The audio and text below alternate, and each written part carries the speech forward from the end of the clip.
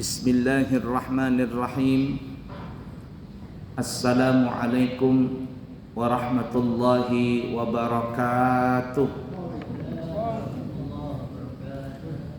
Alhamdulillahi rabbil alamin.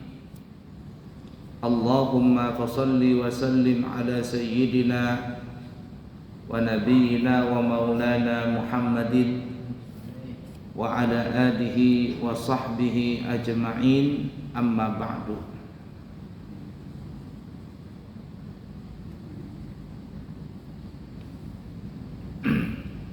Para jamaah sekalian yang disayangi Allah dan dicintai Allah, di kesempatan kali ini kita akan membahas daripada kitab Nasaihul Ibad yang dikarang oleh Syekh Muhammad Nawawi Al-Bantani.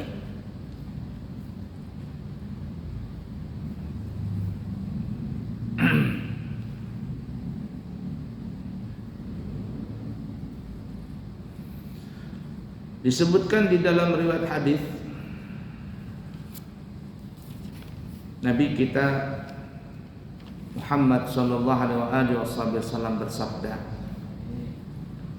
arba'atun fil jannati khairun minal jannah. Ada 4 perkara di dalam surga yang mana 4 perkara itu lebih baik daripada surganya. Ini surga nih, rumah surga.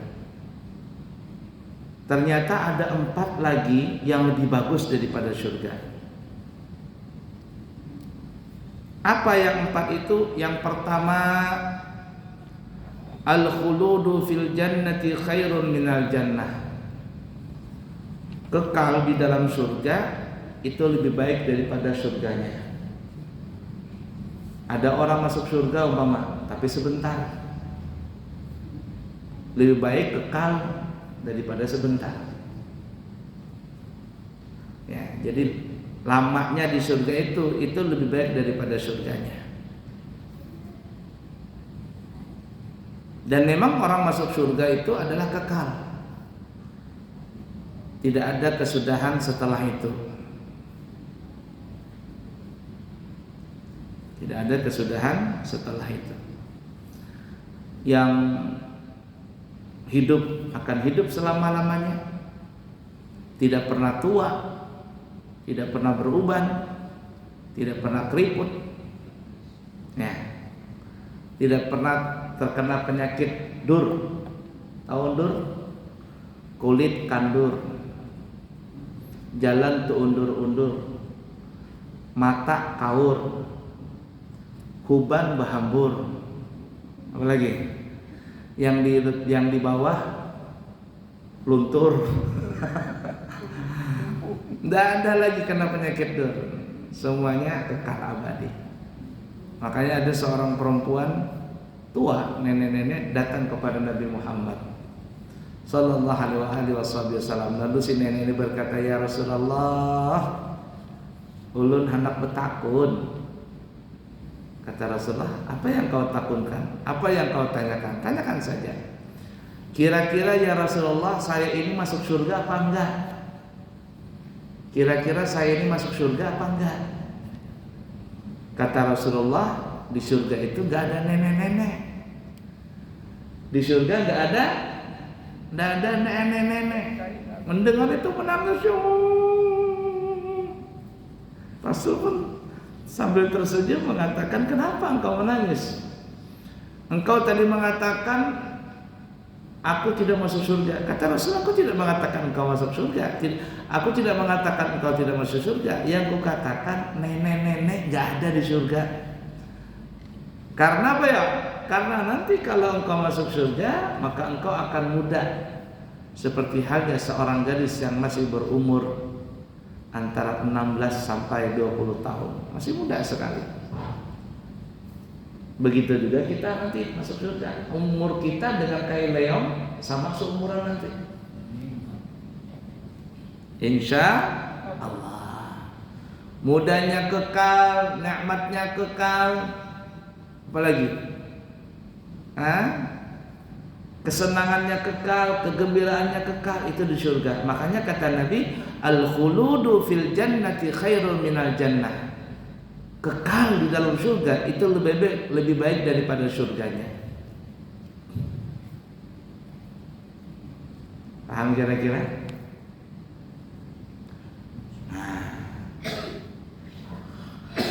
Yang kedua, wal khidmatul malaikati fil jannati khairun minal jannah.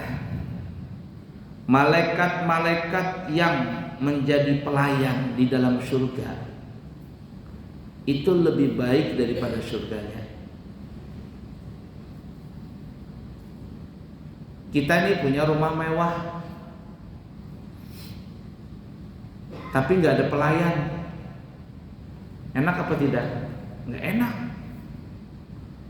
Ada orang berangkat umrah, hotelnya mewah, bintang 5, tapi nggak ada pelayannya.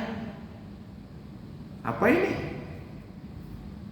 Makanya kata Nabi, malaikat-malaikat yang membantu di dalam surga, pelayanan-pelayanan malaikat kepada penghuni surga itu lebih baik daripada surganya. La ilaha illallah. Kemudian yang ketiga, wajiwarul anbiya fil jannati khairun minal jannah. Dan bertetangga dengan para nabi di surga itu lebih baik daripada surganya. Wa khairul jiwaru Rasulillah sallallahu alaihi wasallam. Dan sebaik-baik tetangga di surga nanti adalah bertetangga dengan kekasih kita Nabi Muhammad sallallahu alaihi wasallam. Itu lebih mahal daripada surganya. Ibarat kata nih ya, orang rumahnya tinggal satu komplek dengan presiden, atau mungkin satu RT dengan presiden, atau bertetangga rumahnya berdempetan dengan presiden, itu lebih mahal daripada manapun juga. Harga tanahnya mahal. Paham? Tidak seperti itu. Jadi yang bikin berharga surga itu kalau kita bertetangga dengan Nabi Muhammad sallallahu alaihi wasallam. Dan semua orang pasti kepingin bertetangga dengan Nabi Muhammad sallallahu alaihi wasallam. Bahkan ada ulama yang mengatakan, buat apa masuk surga? Aku masuk surga bukan karena surganya, tapi karena aku kepingin bertetangga dengan Nabi Muhammad sallallahu alaihi wasallam. Buat apa masuk surga tapi kalau tidak dekat dengan Nabi Muhammad sallallahu alaihi wasallam. Itu yang ketiga. Dan yang keempat, waridallahi fil jannati khairun minal jannah. Dan ridhonya Allah Ta'ala ini itu lebih baik daripada surganya. Kalau Allah tuh ridha, itu lebih baik daripada surganya. Contoh seperti ini ya, contoh ringan saja. Kita masuk rumah. Ketika kita masuk rumah, istri kita menyambut dengan senang hati. Kita umpama bekerja seharian, tiba-tiba na'udzubillah min dzalik, nasallallahu alaihi wasallam, mungkin pada saat itu kita belum mendapatkan rezeki. Istri kita menyambut kita dengan senang, memberikan semangat, memberikan kita makan minum, walaupun kita nggak bawa apa-apa, tapi istri kita menyambut dengan kebaikan seperti itu. Capek bagaimanapun kita tadi kerja di luar, semua itu hilang. Ditambah lagi dengan anak-anak yang mengembirakan hati kita ketika kita sampai di rumah. Bagaimanapun susah payahnya kita di luar rumah tadi bekerja, semua itu hilang. Tapi kalau ada orang datang ke rumahnya, walaupun dia bawa duit sampai 20 juta, tapi istrinya merangut, ya, matanya menceleng, anaknya pada marah-marah, maka suasana seperti itu tidak lebih daripada halnya seperti dalam neraka saja. Ya, terima kasih.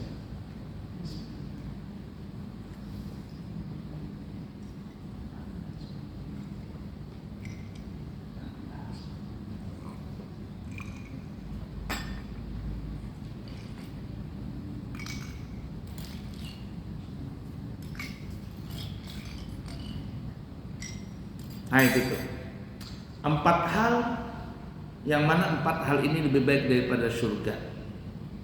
Yang pertama tadi kekalnya, yang kedua pelayanan malaikatnya, yang ketiga bertetangga dengan para nabi, terutama Nabi Muhammad, dan yang keempat adalah ridhonya Allah. Maka ini 4 hal ini lebih baik daripada surganya. Tapi selanjutnya kata Nabi, wa arba'atun fin nari syarrun minan nar. Ada 4 perkara, yang mana 4 perkara ini lebih serem daripada neraka. Neraka itu serem, tapi kalau ada 4 hal ini, maka neraka itu lebih serem lagi. Apa itu? Al-khuludu finnari syarrum minan nar. Lama kekalnya di dalam neraka itu lebih ngeri daripada nerakanya, lebih serem daripada nerakanya. Orang masuk penjara, dengar nama penjara aja orang takut. Tapi ketika divonis masuk penjara seumur hidup itu lebih ngeri daripada penjaranya. Lebih ngeri daripada penjaranya. Nah, makanya orang takut masuk penjara, apalagi sampai divonis berlama-lama dalam penjara tadi.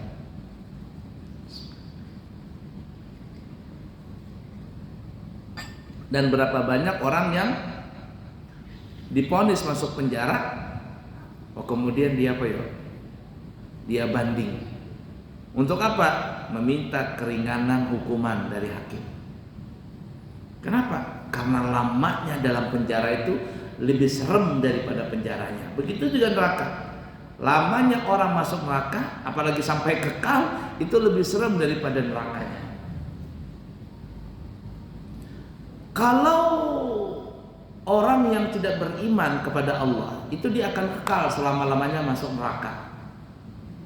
Tapi kalau orang itu beriman kepada Allah, walaupun dia melakukan kemaksiatan yang banyak, dia akan masuk neraka, tapi dia suatu saat akan keluar dari neraka tersebut, tergantung berapa banyak dosa yang dia telah lakukan. Dan di akhirat nanti, terutama dalam neraka, 1 hari di neraka sama dengan 1000 tahun hidup di dunia. Ka'alfi sanatin mimma ta'uddun. 1 hari itu sama seperti bilangan 1000 tahun di dunia. La ilaha illallah. Itu orang masuk neraka ya. Nerakanya serem, tapi kekalnya itu lebih serem lagi. Lamanya itu lebih serem daripada neraka. Ada disebutkan dalam riwayat hadis ya. Jadi orang ini adalah orang yang paling terakhir keluar dari neraka. Saking banyaknya dosanya tuh nah. Ya.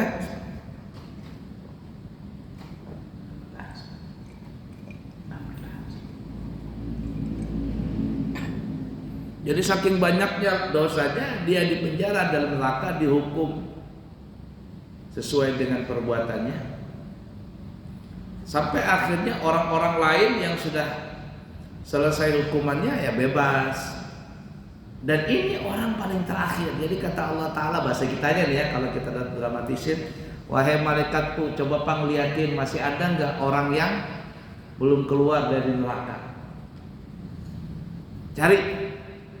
Maka malaikat pun mencari orang tersebut. Ada nggak kira-kira yang belum keluar dari neraka? Lalu malaikat ini, bahasa Banjar itu mengikih, atau mengikih, mengorek-ngorek. Itu kalau ada orang habis kebakaran tuh kan biasanya ada aja orang mencari-cari, siapa tahu ada emas, ada apa begitu kan ya. Dikorek-korek tanah tadi. Jadi malaikat ini sama gitu kerjaannya, dikorek-korek tanah neraka itu. Siapa tahu ada yang tertinggal lagi. Sekalinya bujur, ada orang terpadam di dalam tanah neraka itu. Anda kelihatan lagi sudah bentuknya sudah hancur lebur, nggak karuan sudah.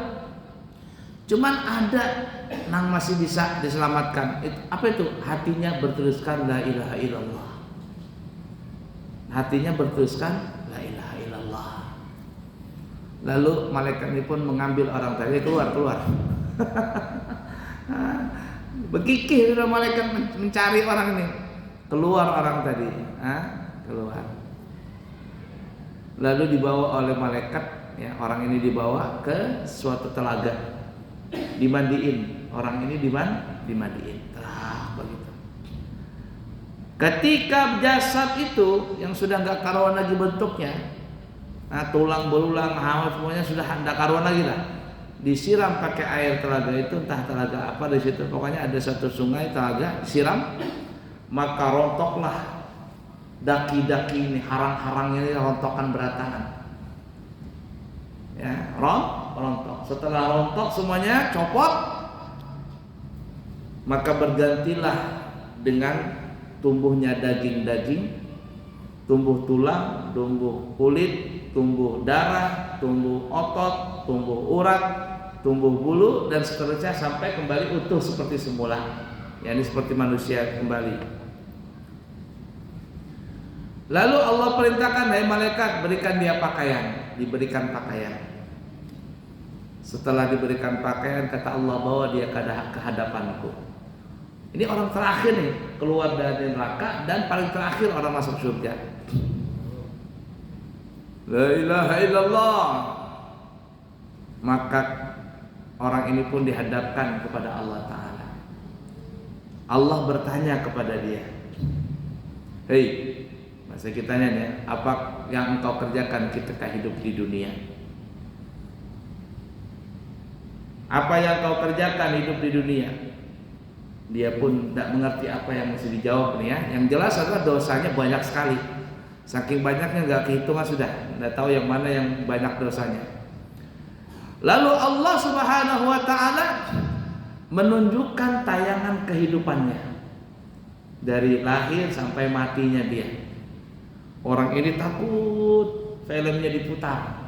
Nanti kita punya film diputar loh semuanya. Takut begitu. Ternyata apa? Setelah dia masuk neraka itu kan ibarat film itu disensor. Kalau disensor lah, disensor. Yang dia lagi berzina, tayangannya nggak ada. Lagi mencuri, tayangannya nggak ada. Lagi mabok, tayangannya nggak ada. Jadi dari awal tuh dia nggak pernah ngelihat ada tayangan yang jahat tentang dirinya. Dipotong sudah, disensor. Yang ada kebaikannya. Padahal orang ini nggak pernah salat, nggak pernah puasa, tapi kebaikan itu ada. Bahasa kita, ingat nggak kata Allah Ta'ala? Bahasa kitanya nih ya. Dulu rumahmu di samping masjid, kau mendengar azan, lalu kau diam mendengar azan itu. Ingat gak? Ingat ya Allah. Kata Allah, itu kecatat bagimu pahala. Aku catat itu bagimu pahala. Kamu ingat gak dulu kamu pernah senyum dengan guru Leong? Oh pernah. Kata Allah, itu kecatat sebagai pahala. Kebaikan yang kecil sekali yang mungkin orang itu tidak mengira itu jadi pahala, itu diungkapkan sama Allah Ta'ala, dilihatkan sama Allah Ta'ala. Maka orang ini pun tersipu malu begitu. Dalam hatinya, mana berzina, mana mabok, mana mencuri, kok gak ada tayangannya. Kenapa gak ada tayangannya? Karena sudah apa tadi? Disensor. Kan kalau sudah masuk penjara kan sudah ibarat kata habis, makanya nanti ada surat kelakuan baik lagi.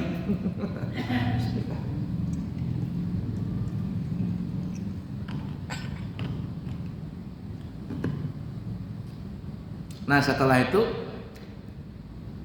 Kata Allah Ta'ala, itu amalmu, dan pergilah engkau ke surga dan masuklah ke surga dengan rahmatku. Allah pun memerintahkan malaikat untuk membawa orang ini ke surga. Kata Allah, bawa dia ke surga. Sampai di depan pintu surga belum dibuka, masih tertutup. Dia mendengar orang-orang dari surga, orang-orang yang dalam surga itu bergembira. Ada yang nyanyi-nyanyi, ada yang berhura-hura, bersorak gembira begitu. Orang ini bilang, ya Allah, ini kayaknya surga sudah penuh. Dia seakan-akan bersuudzon dengan Allah Ta'ala. Ya Allah, surga sudah penuh ya Allah. Dia bukan suudzon, minder saja, minder karena orang yang paling terakhir keluar dari neraka dan orang yang terakhir masuk surga. Jadi dia merasa minder, ya Allah, surga sudah penuh. Kata bahasa kitanya ya, kalau kita dramatisir, kata Allah, dari mana kau tahu surga itu penuh? Itu orang-orang pada bergembira, semuanya berjanji-janji, bersorak gembira dalam surga. Kata Allah, lihat dulu, jangan asal nuduh aja. Bahasa kitanya ya. Baiklah ya Allah. Dia berkata gitu karena dia minder sebegitu banyaknya dosa yang pernah dia lakukan. Lalu Allah perintahkan kepada malaikat untuk membuka pintu surga itu. Dibuka pintu surga, jadi trak begitu. Ketika pintu surga dilihat, dia mencium aroma yang begitu harum semerbak yang dia belum pernah mencium harum itu kapanpun juga. Sebelumnya belum pernah mencium. Keindahannya, suasananya, wah ini Masya Allah. Lalu dia bertanya, ya Allah, ini surga punya siapa? Kata Allah, itu punyamu. Yang betul ya Allah, betul. Jangan main-main ya Allah. Aku gak pernah main-main, kamu yang main-main. Bahasa kita gitu ya. Aku gak pernah bohong, kau yang bohong.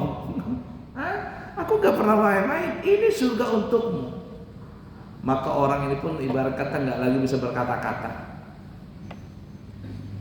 Lalu Allah berkata kepada orang, ya fulan, apakah kau tahu berapa luas surga yang kuberikan kepadamu ini? Kepadamu orang yang paling terakhir masuk surga. Kata dia, tidak tahu ya Allah. Maka Allah pun mengatakan, surga yang kuberikan kepadamu adalah orang yang paling terakhir masuk surga. Luasnya adalah 7 lapis langit, 7 lapis bumi dibentangkan. Itulah surga untukmu. Luas surga itu untukmu. Jadi kalau kita hidup di dunia ini beribut-ributan gara-gara tanah aja, cuman sejengkal dua jengkal bekalahi lawan tetangga, ya Allah, itu tidak sebanding lah dengan apa yang ada di surga nanti. Ada orang bekalahi saling bunuh-bunuh gara-gara cuman tanah aja, cukuplah. Lebih baik milih di surga, kaplingan surga yang paling kecil nih, paling kecil 7 lapis langit, 7 lapis bumi dibentangkan. Itu untuk orang yang paling terakhir masuk surga. Bagaimana kalau orang-orang yang lebih daripada itu? Malaikat Jibril alaihi salatu wassalam pernah meminta kepada Allah, meminta izin untuk terbang mengelilingi surga ini. Berapa luasnya surga ini? Jadi Jibril itu kan punya sayap. Kalau dia buka sayapnya, dari ufuk ke ufuk, timur ke barat, semuanya tertutup dengan sayapnya Jibril. Nah, saking gedenya itu Jibril. Kata Jibril, saya kepingin terbang mengitari surga ini ya Allah. Kata Allah Ta'ala, aku izinkan. Maka malaikat Jibril pun terbang, mengitari surga ini. Berapa luasnya? Lama Jibril terbang. Kemudian akhirnya Jibril pun kecapean, capek. Kata Allah Ta'ala, kenapa Jibril? Capek ya Allah. Baiklah, kutambah tenagamu 2 kali lipat. Allah berikan tenaganya 2 kali lipat lagi. Lebih cepat, lebih lama, lebih semuanya. Terbang.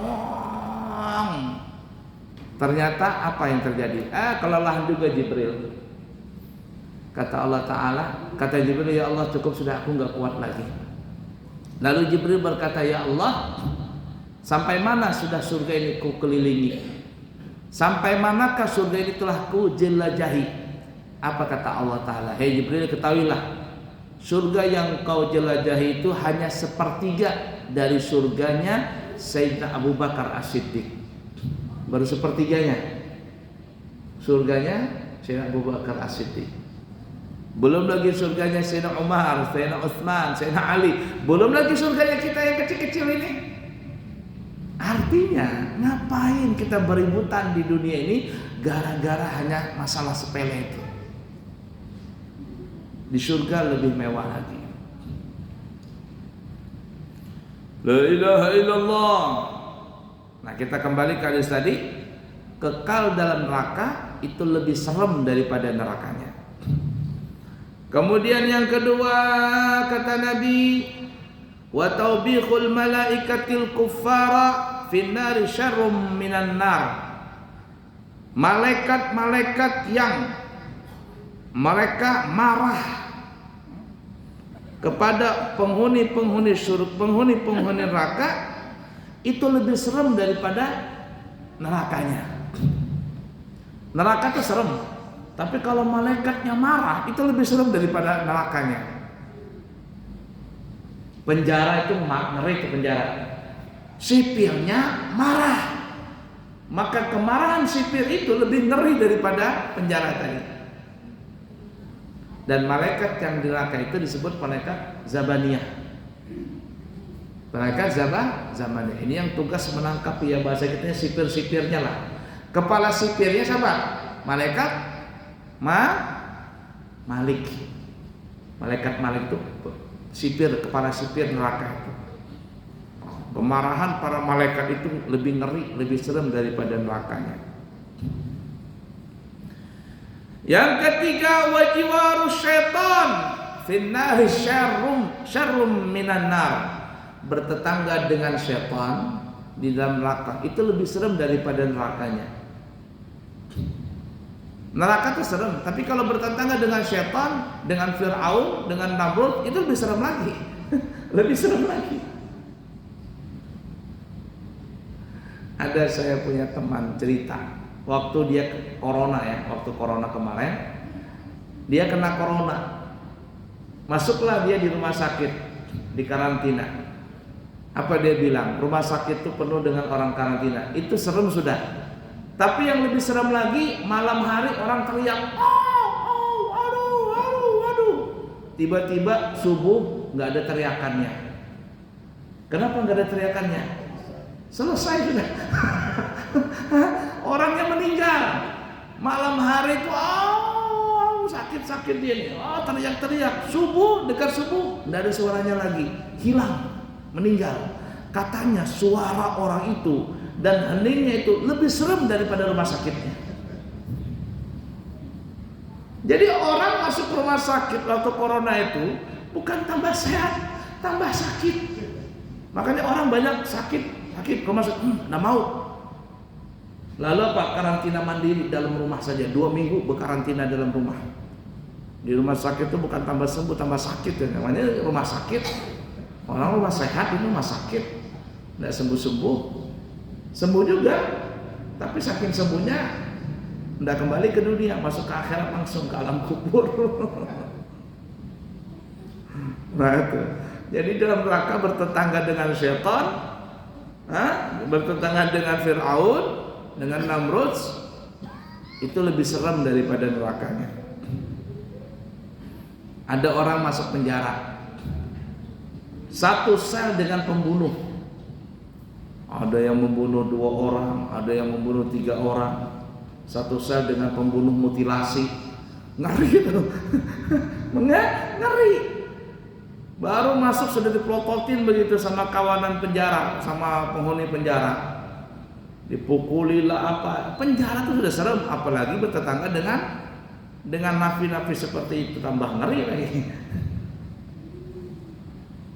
Kemudian yang terakhir, wa ghadabullahi finnari syarrum minan nar. Murkanya Allah Ta'ala itu lebih serem daripada nerakanya. Allah nih murka, marah, itu lebih serem daripada nerakanya.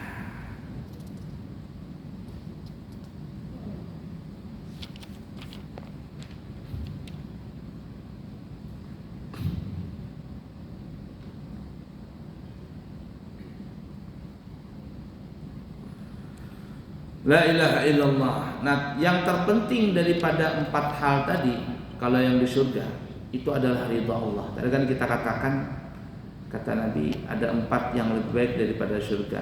Pertama kekalnya, yang kedua pelayanan malaikatnya, yang ketiga bertetangga dengan Nabi, dan yang keempat ridhonya Allah.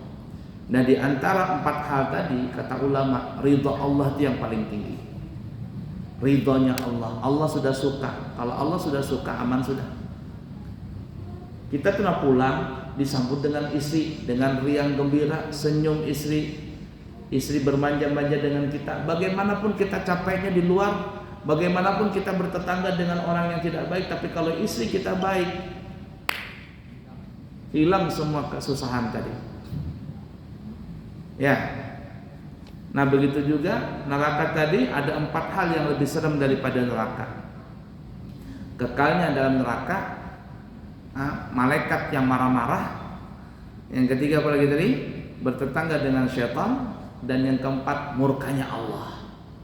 Dari 4 hal ini yang paling berbahaya, paling serem adalah murkanya Allah Ta'ala. Sehingga ada sebagian ulama itu yang mengamalkan, kalau mau sholat itu mau sholat ya, ilahi anta maksudi waridhaka matlubi atini mahabbataka wa ma'rifataka.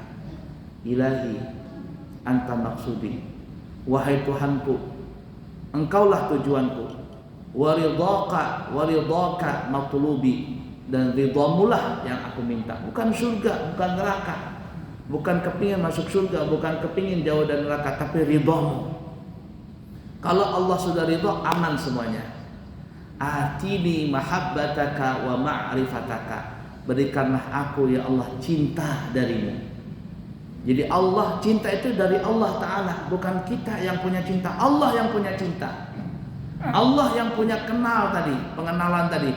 Lalu Allah tanamkan cinta itu dalam diri kita. Allah kenalkan ma'rifah zatnya itu kepada diri kita, sehingga cinta ini berbalik kepada Allah, ma'rifahnya kembali kepada Allah. Pernah dengar gak orang seperti itu? Ilahi anta maksudi waridhaka matlubi atini mahabbataka wa ma'rifataka. Baik Bapak Ibu para jamaah sekalian yang disayangi Allah dan dicintai Allah, kiranya cukup sekian dulu. InsyaAllah nanti kita sambung lagi di kesempatan yang akan datang. Kami buka pendaftaran umrah untuk bulan November, Desember 2024, Januari dan Februari 2025. Kita buka harga spesial adalah 28 juta selama 12 hari perjalanan, atau mungkin sampai 14 hari perjalanan. Ya. Siapa yang berminat, siapkan pendaftarannya. Kita tutup nanti di tanggal 20 Oktober.